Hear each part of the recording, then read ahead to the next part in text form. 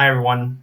Welcome to a Triple Beam Advisors educational course.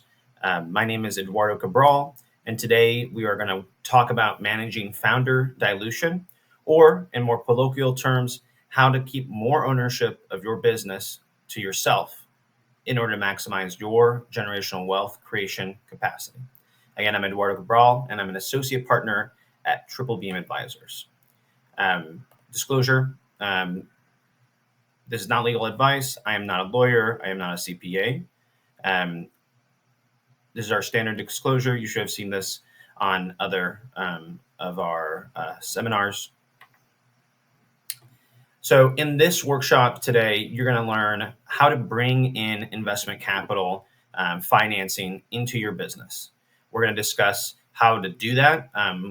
The two key ways being equity and debt, the key differences between those financing options, understanding some key terms, including employee stock ownership programs, dilution, learning its meaning and implications, safe agreements, pre-money, post-money valuations.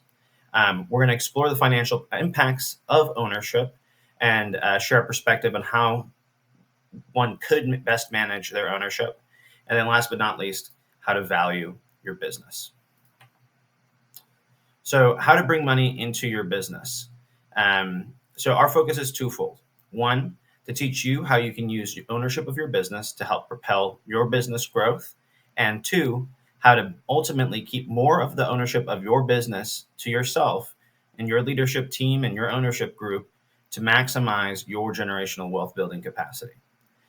At Triple Beam Advisors, we want our clients and our entrepreneurs to own as much of their businesses as possible while generating as much value and wealth as possible. So you might think that bringing in money for your business is always a good thing to do. The reality is that there's a diverse set of ways to raise capital.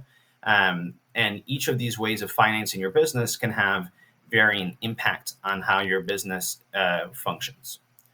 So there are two main structures by which you can receive financing for your business: equity financing, which is known as dilutive financing, or debt financing, which is non-dilutive. A quick caveat, in finance, there's ways to mix qualities of debt and equity together in what's called hybrid financial instruments, or more well known as preferred equity convertible debt.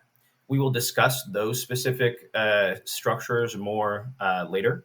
But fundamentally, the key takeaway here is just that your business can take in money from dilutive sources, i.e. equity, or non-dilutive sourcing, i.e. debt. Each has its unique value propositions and risks for the founders. So let's first dive into equity financing and dilution, and why you as an entrepreneur might want to leverage those outside financing options. So what is dilution? For most people, money is money, right? But for investors and for finance, for our financial system, that is not the case. Cash can be packaged into different flavors, if you will, namely equity, which is dilutive, and debt, which is non-dilutive. So equity is referred to as dilutive capital, because when you issue equity, when you go and raise money and sell a piece of your business, your ownership goes down, right? Your ownership is diluted. Think of it like a glass of Kool-Aid. The more water you add, the less flavorful it is, right? So the more shareholders, the more ownership that you give to other individuals, the less ownership you will have. So again, dilution refers to the reduction in percentage of existing shareholders' ownership in a company when it issues new shares of stock. It also is referred to as equity or stock dilution. Dilution occurs when optionable securities, such as employee stock options, are exercised as well. So let's go through a thought experiment, right? When we talk about dilution, it's important to recognize that this capital is extremely expensive, right? And I'll demonstrate in this thought experiment here, right? So imagine you own 100% of a business and have created 10 million shares to stand for that ownership. Later, you realize that you need to raise some cash for the financial needs of your business. Let's say it's working capital, or you're expanding a grow or a retail piece of your business. So, in order to do so, you say, "I'm going to create 2.5 million more shares and sell to them." So, setting the price aside for now, let's say you go ahead and take that's 2.5 million shares and sell them. Once you've done that, you no longer own 100% of this business. There's a certain number of shares that was created and went to someone else. So now you own 10 million shares out of 12.5 million shares. That's 80% ownership versus the 100% ownership you had. So why would you do that, right? Well, let's imagine that the business is not operational yet and you have to bring in money into the business. What is the value of owning 100% of a business that has no operations or ability to grow because there's no money in the bank? 100% of nothing is nothing. So cannabis entrepreneurs, you are all very fortunate right now, at least, that you do not start with nothing. You start with an asset, a license, permission from local and state government entities to sell, manufacture, and or grow state legal recreational cannabis. A key question for you then is, what is the value of my license, and how can I use that to help finance my business? And ultimately, how do I maximize the valuation of my business even before operations have started? So let's continue the thought experiment from before, right? The business sold 2.5 million shares, or 20% of the business. Let's say you were able to do that by bringing in $2.5 million. So how valuation and shares work, right, is if you sell something for $2.5 million, now $1 per share, suddenly the shares that you own have appreciated in value. You now are the proud owner of $10 million worth of value. These shares are now going to be worth what they are valued at the same amount that they were sold. So that is the key trade-off here, right? You bring in money, you lose shares, which has implications for control, governance, profit sharing. But now the shares are worth more than they were before. And if you're helping generate wealth and bring capital to the business, that 20% of the business is worth 2.5 million. You now have 80% ownership of an asset that's worth $10 million. It is important to remember that when you're selling equity, you're selling ownership in your business. And that means you're selling partnership, right? So the important thing to remember is that by selling a piece of your business and sharing ownership, it's incredibly important and incredibly key that you're aligning your financial partners' outcomes and incentives with yours, right? That's one of the great things about equity. If the business does well, everyone succeeds. If the business doesn't do well, everyone does not succeed. So whether it's a strategic partner or someone who's going to help you run the business or investor, they benefit when the business grows and succeeds when they own equity. However, there is the key caveat, right? Once you sell shares to someone, they are no longer your property or your business's property. If you ever need shares for your business and someone else holds them, you must buy them back, right? Or let's say you have decisions that need to be made. Usually there's a certain percentage of ownership if it's structured as a C corporation or an LLC, where you have to work with that person, right? So you must be really careful with who you're going to give partial ownership to, because that can impact your personal control. So to recap, how dilution functions as follows. Imagine if you have 10 million shares, if you had another 2.5 million, you no longer own 100% of your shares. You own 80%, right? Now that we've defined dilution, we're going to move more onto the differences between non-dilutive and dilutive financing. So a lot of us have seen Shark Tank, right? The idea is that these investors are going to put money in early for these businesses because the businesses are risky because they haven't really necessarily proven themselves. Either they're pre-revenue or early on revenue. Maybe the business doesn't have a product or they don't have a sort of any sort of team. But fundamentally, we want you to empower you all to understand is when should we bring in this expensive money, equity capital? And we call it the most expensive because while debt, for example, like a credit card or like a loan, you have to pay interest, that's at least a defined cost. When you sell a part of your business, the cost could be undeterminate. Maybe it could be mathematically, technically, it could be infinite, right? So, what if your business, the business from our last scenario, becomes worth $100 million, right? So you sold that 2.5 million, 20% ownership for $2.5 million. Now that 20% ownership is $20 million, right? So when you sell 20% of a business to your investors, they get that 20% ownership and value when you sell the business to a third party, when you issue dividends, things of that nature. But ultimately, one important thing to note is that while it is expensive, right, would you have been able to grow your business to this point without this money, right? It's a balancing game. You're trying to balance your need for personal control of the business with the needs of the growth of the business with the kind of the money that's coming in. You're trying to balance your need for money today versus how much money you might need for the future. You're trying to balance when should I bring in venture capital money versus when can I bring in non-dilutive money in a low risk way.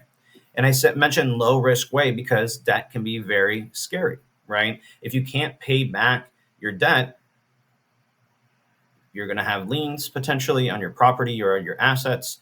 Depending on how it's structured, your license and your business might be secured, right? So if you can't pay the debt back, you lose your business. And that's what non-dilutive financing is about. So the important consideration is that we don't want you to lose your business. However, when issuing debt, if you can pay the lender back, nothing happens, right? And sometimes being able to pay a 10% return, let's say, versus a indeterminate return, with the downside being losing the business versus the downside being not losing the business, potentially it's easier to do the former, right? Maybe it's better to do the former. Maybe you're in a situation where you're borrowing debt to fulfill an invoice. Maybe it makes sense to charge a fee on that rather than having to sell a piece of your business to fulfill the kind of basic product need, right? I'm going to get this invoice filled, I'm going to sell the product, and then I'll be able to pay off the debt, and boom, the rest of the money is yours, right? Again, though, however, when issuing debt, if you get into a situation where even though the overall business is healthy, if you have a cash crunch and cannot pay a debt when it's due, if you can't restructure that debt or negotiate with your debt holders, they can try to take control of your assets and the collateral that you've put down for that business. Versus with an equity structure, that investor is going to be riding alongside you, right? They only get paid if you get paid and if you're going to do an excellent job. And that's one of the key trade-offs here is incentive alignment and making sure you're bringing on the correct partners, right? Because at the end of the day, a debt holder actually has a lot to gain if you fail, right? What is them, spending, let's say, 100,000, 200,000 to lend on a multi-million-dollar asset, right? And so again, just to recap here, dilutive financing, you sell ownership in your business, investors shares in the risks and rewards. The long-term costs could be significant if your business grows, but incentives are aligned. Non-dilutive financing or debt is bringing in money, borrowing money without giving up ownership. You have to repay with interest, and there's a risk of losing the assets or collateral if you're unable to pay. It's a great tool, however, if you know that you can pay back your assets or if it's a short-term need like fulfilling an invoice. So let's talk about why ownership is important. And I know it seems like maybe a simple question. Obviously, ownership is important. because it is a vehicle by which your wealth is being generated. But it's also important because there's a lot of caveats and nuances in ownership, right? Like we mentioned, incentive alignment. If you sell a piece of your business to someone, will they hold on to that piece and stay with you? Or will they sell that ownership to someone else and move on, right? If we were going to build an ecosystem where there is a thriving, diverse small business community, then we must make sure that you all are equipped with the tools to keep ownership for yourselves and and manage your ownership well, right? So ownership in an enterprise dictates dividend distributions or distributions upon liquidity events and decision-making authority, right? So a dividend is a specific mechanism by which business owners take money from the business and allocate it to themselves. A lot of you might be familiar with LLCs, where you have a business unit and then it passes through, you get paid directly. The business doesn't pay any taxes. You pay taxes on the cash as personal income. Another way to structure a business is a C Corp. A C Corp business structure pays taxes at the corporate level and then issues dividends. Dividends are taxed as capital gain rather than as normal income. If you're just running a business that employs yourself and it's not going to be bigger than that, and you're not going out to raise capital, an LLC can be a great choice because it's oftentimes better tax wise. Again, not a CPA. It really much depends. However, if you do want to raise money from traditional high net worth individuals or venture capitalists, you should look into a C Corp because it has the flexibility around various share classes. And in particular, in cannabis, it helps protect you against pass-through 280E taxation.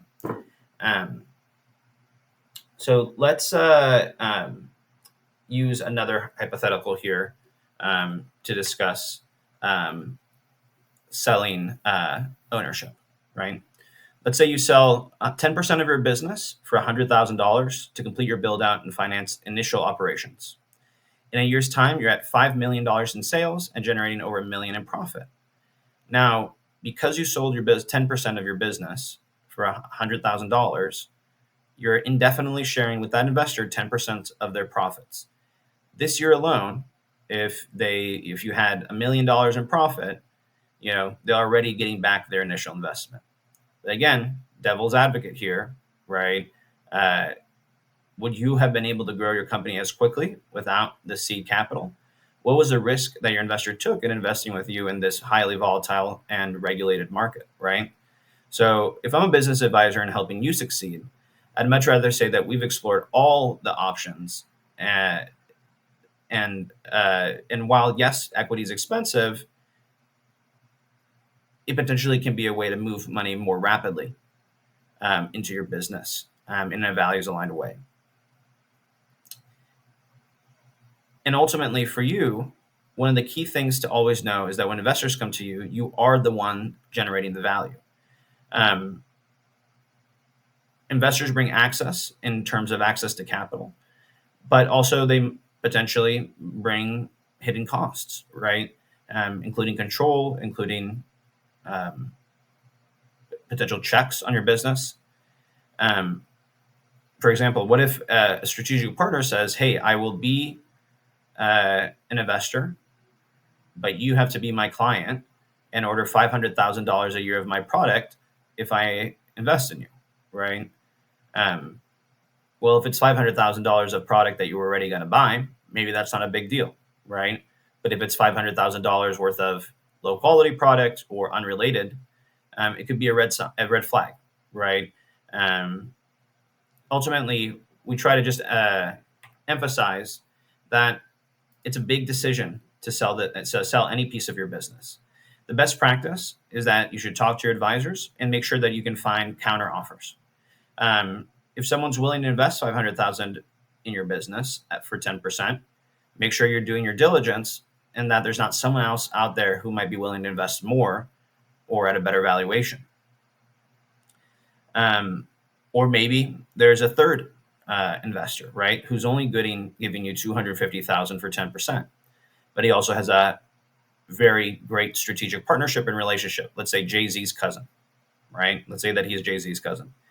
Well, if you can build a connection with highly influential actors in the market, there can be synergies, right? And so it's important to think not just about the financial value that a potential investor brings in, but the other synergies that might exist with their business or network.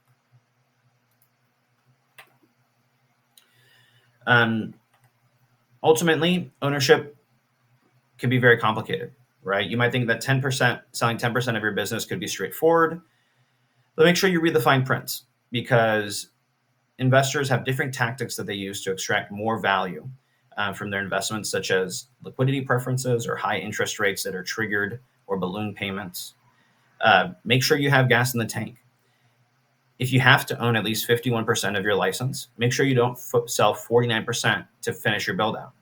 If there's a break-in, a fire, or who knows, maybe you get another license, you might want to have more equity left in the tank to raise more money for your business in the future. Generally, the way that I'd like to think about ownership is that once you sell part of your business, that person's going to be there, whether you like it or not, as a partner. You're going to have to share your profit. You're going to have certain scenarios where you're going to have to make decisions together. And so it's important that you're always talking to your advisors and really making decisions thoughtfully and not rushing into them. And ultimately, that you're learning the most key terms in these kinds of transactions. So, finance, while complicated, often uses muddled or vague language, right? A lot of the things that finance investors are saying is, in many ways, if it's equity, I'm going to invest in your business for ownership, or if it's debt, so I'm going to give you a loan. But there's a lot of different key terms that really help explain or specify the assorted flavors of loans and investments that investors can make. Finance is like learning another language. So let's start learning some of these building blocks together, right? One of the key things you're going to need to make sure you're familiar with is pre-money and post-money valuation, right? Let's say you raise $2.5 million and your business is worth $10 million today. How much of your business are you selling? Are the investors buying $2.5 million of the business before or after their money is in the business, right? So what that means is, do those investors own 2.5 million shares divided by 10 million, or 2.5 million shares divided by 12.5 million? So generally, post-money valuations is better for entrepreneurs, because you get to factor in the money that's coming in as a part of your overall business valuation, and then you have less dilution ultimately. Another key term is pro rata rights. Pro rata rights mean that an investor, once they have invested with you, has the right to invest a similar amount with you in the future. Pro rata rights means that whoever's put money in the past can continue to participate, which means that they have ability to dictate what your future raise can, at least how much space is going to be dictated to other investors, right? So what we discuss with our clients is that don't give pro rata rights to everyone. Limit them to your lead investor and a few other big investors if needed. Secondly, try to make sure that they expire after the next round so that you have more flexibility in the future. The reason is that, and let's go again to another scenario, right? Imagine you sold 30% of your business, you gave everyone pro rata rights. You now go out to raise another 100,000 for 5% of the business. All the former investors are going to come in and say, we get to invest too. Now suddenly you're either going to be forced to sell more of your business than you're expecting, or that 5% has to go to the previous investors, and maybe there was a strategic partner that you had to bring on, right?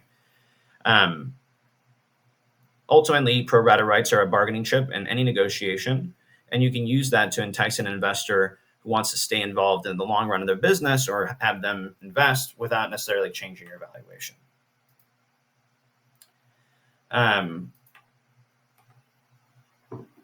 Another key term is employee stock ownership pools, right? An option pool refers to a block of company equity that has been reserved for employees of a startup company. The option pool is used to attract capital or talent when a company is growing and not yet producing enough revenue or cash flows to be workable without that investment or employment. Um, Given that one of the biggest challenges in cannabis is employee retention, um, employee stock ownership pools can be a really powerful tool. Um, so ultimately, set aside ownership pools early and allow employees to own via stock options, but make sure that all options have a vesting schedule. Vesting schedule, what that means is that uh, you don't get all your ownership all at once, right? It can be time based, milestone based, um, which means that, okay, once you've been here for a year, you get a certain ownership. And then every quarter after, you get more ownership. Or once the business hits certain key thresholds, you'll get ownership, right? Um, Ultimately, um, if employees do stay, they exercise their options to become partial owner of the business, allowing them to enjoy the benefits of growth in the business. However, if they leave, those stock options are, unless they've already vested, they're forfeited, allowing you to keep more ownership. Another key frequently used term is a safe agreement or a simple agreement for future equity. So a safe agreement is something that was created in Y Combinator. And what it allows you to do is to have raise money without necessarily setting a price on your business, right? Um, Safe has three features, or two key features generally: valuation cap and a discount. Valuation cap says if the business gets valued above this amount, my investment gets to be put into at this lower amount. Discount, it's regardless of what the investment comes in the future, we get a discount and come in at a slightly lower price, right? So a valuation cap, for instance, means an investor's contribution will convert an equity at a predetermined valuation. Example, for a $2 million cap, a $100,000 investment would secure the investor roughly 5% of the business, even if you're raising at a 4 or 5 or $10 million valuation. A discount is the rate at which an investment will occur. So if you raise a $2 million valuation, then Save Investor has a 20% discount. They get to invest at a $1.6 million valuation. So entrepreneurship is all about navigating these present challenges while planning for future ones. It's crucial to discern between immediate funding needs and future ones to negotiate effectively and maintain your leverage at that negotiating table. Being able to utilize your assets like a license or collateralizing funds can be strategic in securing low-cost capital. But ultimately, be cautious of investors with misaligned incentives, because their failure to see you prosper could harm your business eventually. And that leads us to, as we discussed earlier, hybrid instruments, convertible debt. So they have these financial instruments have cash flow features of both a bond and a stock, right, or debt and equity. Like other debt, convertible debt is considered debt, and as such has a set interest rate, a coupon, and also is collateralized. However, unlike debt, this convertible debt gives the holder the right to convert that money into shares of equity in the future. What that means is, hey, in the meantime, I've lent you money. You use that money to grow. You owe me some sort of interest. And then once you go to raise future capital, I get to go invest in that round with the money that I've already put in, right? So you get the benefits of both, of debt and of equity. All right. So now that we know all this terminology, dilution, pro rata, we can finally start talking about how you can use this knowledge to maximize your ownership and wealth. In this section, we're going to discuss business traction and how that affects your valuation, growing and sliding caps for fundraise, and when to utilize non-dilutive financing. One of the biggest ways to manage your ownership is managing your time and progress. If you raise money early in your business's life, you have to sell more of your business than if you sell it later in your life when you're more established. Um, Alternatively, you can use your business's assets to access cash, right? What other assets do you have other than a license? Is it potentially great branding, real estate? If you don't have any assets to leverage or to put up for collateral and a loan, there are other strategies to think about, right? Um, when seeking financing, especially through dilutive means, you can think about growing or sliding caps, right? One of the great things about a safe agreement is that it's not a priced round, which means you can change safe agreements depending on timing, depending on situation, right? So you can say try to raise as little capital as necessary initially to fund the business, and then when you bring in that next 50,000, next 100,000, you can say, "Oh, my business is worth more now because it has more traction," right? And so you can raise your valuation cap or reduce your discount to reflect the um, status of your business, right? Additionally, consider utilizing non-dilutive financing when possible and when it's the least burdensome for your business. Non-dilutive financing can include loans or other forms of funding that don't require relinquishing equity. Um, all right, so safeguarding your interest during fundraising, right? Unfortunately, some investors may look to exploit entrepreneurs rather than adding value.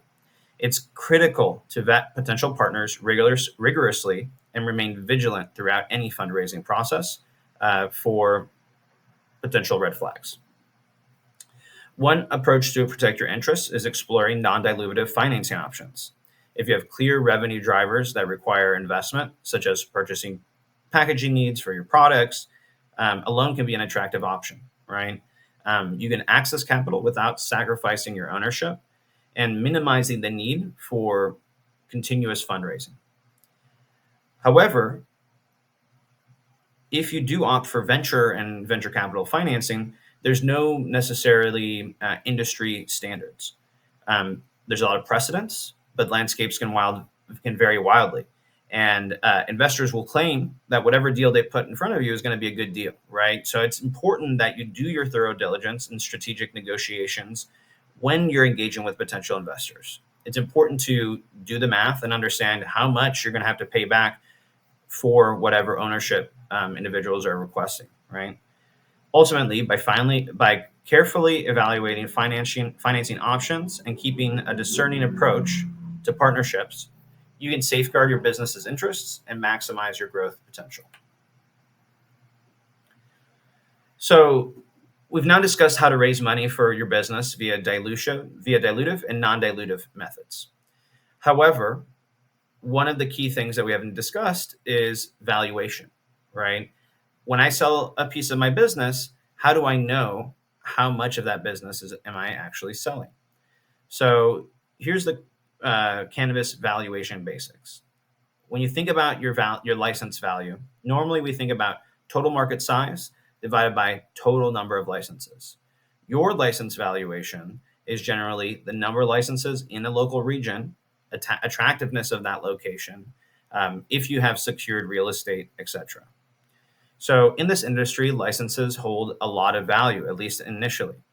Um, they are a ticket to a gateway to a lucrative market. So calculating your license's worth involves understanding market dynamics, such as total market size, but also how much of the legacy market is still impacting the legal market. So by extrapolating potential revenues for your business, you can potentially justify a higher valuation. But remember, location and competition play significant roles in determining your actual value.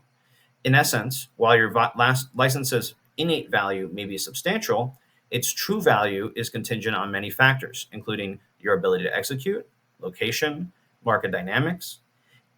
Understanding these nuances is key to effectively leveraging your assets when you secure financing and maximizing your valuation. So, in traditional kind of venture capital world, valuations are based on ability to grow, right? If you can grow 30% quarter over quarter indefinitely, maybe you'll have only 5 million in revenue, but someone will value at 50 million in valuation. In small business world and in cannabis, when you own one dispensary or one license, we're generally in small business world. Um, your valuation is going to be primarily based on your profitability. So when we think about a future when cannabis lending is commonplace, understanding your business's profitability is key because banks will prioritize repayment likelihood over growth potential. So highlighting your business's stability and profitability is key to accessing financing. Beware of investors seeking significant ownership stakes coupled with control, as this can erode your autonomy. Additionally, be cautious of investors who tie funding to managed service agreements or future partnership arrangements. These agreements could compromise your control and autonomy in running the business. As discussed, small business valuation basics include the key is profitability, right? So let's say you have $1 million between the profit of your business and your salary. Your business will be worth probably anywhere between 3 to 5 times that number. So let's do a case study / brain teaser here, right? So valuations and how they're changed by financing rounds can be a real head scratcher, right? I always double check my math, take the time to, go get a cup of coffee and then come back and revisit it because it's complicated. So here's a scenario. Amy is the sole proprietor. She's a justice involved individual in a cannabis business. She's invested over $500,000 to start her business, reserving 5% for employee options and retaining the rest. Suppose, and that $500,000 is of her own savings. So suppose Amy secures an additional $1.5 million through a convertible note to cover initial expenses like rent, inventory, staffing, and tenant improvements. Fast forward 1 year later, Amy is ready to execute her business plan. She's venturing into delivery, launching a marketing campaign, and recruiting key personnel. Amy considers a priced equity round to raise an additional $2 million, right? So Amy currently owns 95% of her company. Her convertible note, however, will convert to equity in the price round, diluting her ownership. So how many shares can she sell while keeping at least 51% equity? So let's assume that Amy is able to convince her investors that the business is worth $5 million pre-money and keeping the employee option pool intact. So the cap table would potentially represent this, right? Amy retains 51% ownership. The employee options represent 5% ownership. The convertible note will convert into 22% ownership, and the new investors will now own 22%. So that's why that $5 million number is really important, right? So that Amy doesn't fall below the 51% equity threshold. But what if things don't turn out as expected, right? Suppose Amy can only secure a $4 million valuation rather than the 5. Well, due to the terms of her convertible note, her equity shrinks to 45% of after her raise, which is not allowed under New York State regulations, right? So it's really key to understand these nuances when seeking financing. Tools like the Carta Safe and Convertible Note Calculator can simplify these complex calculations and are available online for free. They allow you to adjust valuation caps or discount rates and show how they affect your ownership percentage. Remember, securing funding is not solely about the amount being raised, but also about preserving your ownership and control. The goal here is to strike a balance between financing growth and keeping equity. So as you embark on your fundraising journey, keep these considerations in mind so that you can invest your time in understanding the intricacies of financing, allowing you to prevent unintended consequences down the road.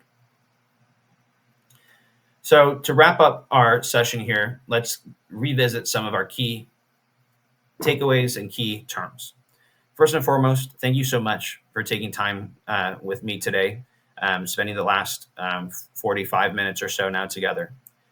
As I said, anytime that you spend learning these terms and learning these methodologies, is times that you're investing in your success and your future.